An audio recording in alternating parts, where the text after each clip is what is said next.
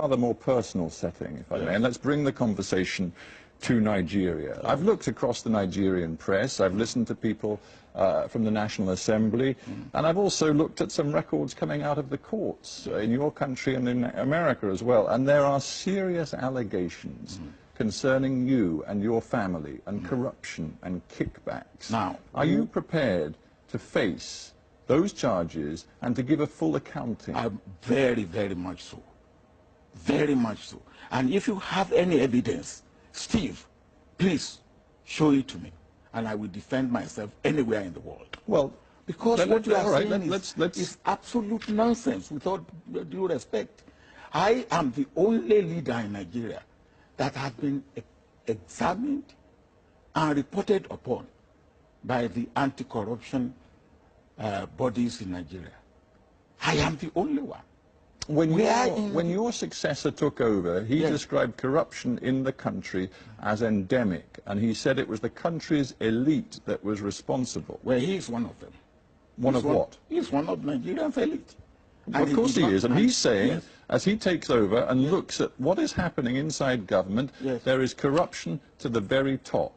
That doesn't reflect well on you. He said that, did he mention Obasanjo?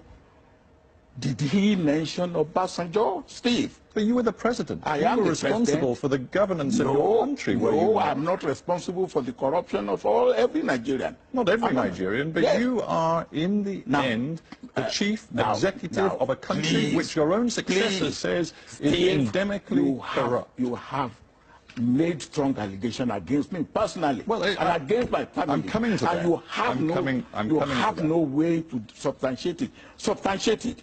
And if not that this is something where you are taking undue advantage, I will have even said that. Let's talk. I will go beyond here. Well, let's talk specifics then. Halliburton and various Halliburton subsidiaries have paid vast amounts of money in fines in the United States because of bribes and corruption paid out to Nigerian officials. And if one takes the testimony... Are those Nigerian officials, am I one of them? Well, let's talk about that. Am I one of them? Albert Jack Stanley confessed last year in the United States to bribing, and this is according to a U.S. court document, quote, 3 successive holders of a top-level office in the executive branch of the Nigerian government. He negotiated with these office holders representatives regarding the amount of bribes that would be paid.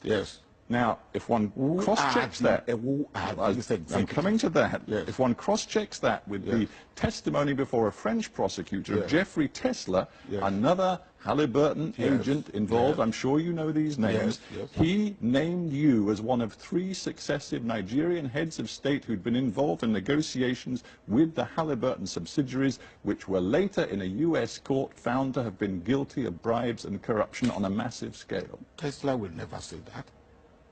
Tesla, it's in the French record. Let Tesla bring out because by the time when you say somebody is guilty of corruption, there must be the giver, there must be the taker, and there must be the evidence. Did you have communication with Jeffrey Tesla? No. Never? No.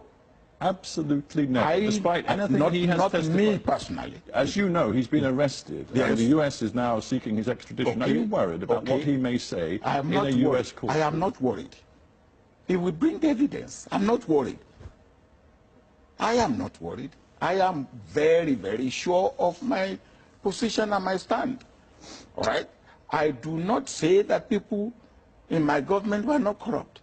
But I am. Well, let's stop you just there. Are you saying that people in your government were corrupt? Of course, I will not. Can you say the people in the government of any country are not corrupt? But I'm talking about senior people. I'm talking about ministers. I'm talking about your closest allies. Do you now believe some of them were corrupt? Well, my vice president had something to do with Jefferson, which is part of the case in America. I don't know whether corruption has been proved or not, but he had a question to answer. Is it not a terrible failing? We'll leave aside, perhaps for the courts to decide whether you personally can be held to account for any of this, but do you accept it was a terrible failing for you as president to see inside your government, at the very top of your government, according to your own successor, that there was rampant corruption?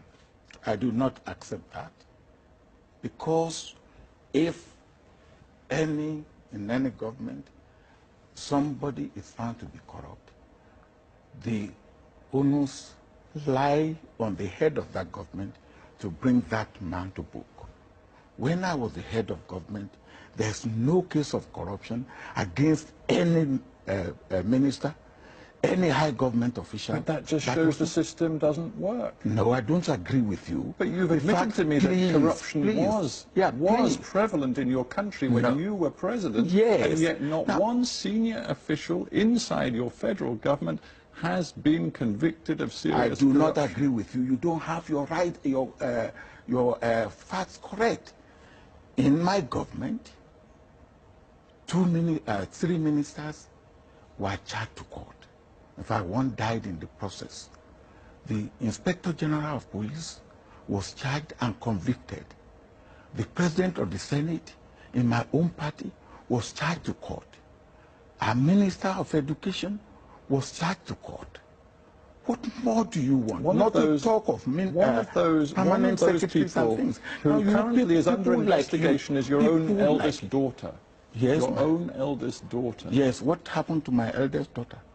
She is still being investigated by the anti-corruption watchdog inside your own country. So what? Has he been Would you accept responsibility for her? No, why should I? He's old enough. He's a girl of 42 years old. Will you accept responsibility for your son at the age of 21 for whatever he does? Now, don't ask me that type of question. I found it very insulting, with all due respect. Now, you won't ask that type of question to a European leader? I think you'd find if a European leader, whose daughter was in a European Senate was accused of serious fraud charges, that would not reflect. That's an allegation. And anything can be alleged. You can be alleged to be a liar. And when it's investigated, if you are not a liar, that is the allegation goes. That's an allegation. And you don't work on allegation. I said it was an allegation. Yes, I then when you have what I would ask you before we finish is this: Nigeria is one of the in terms of resources, richest countries in the world. I think you're number 7, number 8 in terms of oil exports in the entire world. Potentially rich country. We are not. Well, your oil reserves are proven and they are vast, and yet, according to UN figures, something like 1/3 of your population lives in extreme poverty, and that was the case when you left office. Can you explain why that was the case? Now, we have oil, but compared with the population of Nigeria, of over 150 million, and the oil that we are getting, compared with any other country, what is the population of Saudi Arabia? We are producing today less than 1.8 million barrels of oil a day. Saudi Arabia is producing 9 million barrels. Now you cannot compare. So, or UAE or Kuwait. So when you make this comparison, make it in the right context. But would you accept that Nigeria has not utilized the opportunities and resources that it has? I don't agree with you. Nigeria has used the opportunities and resources that it had to the best of its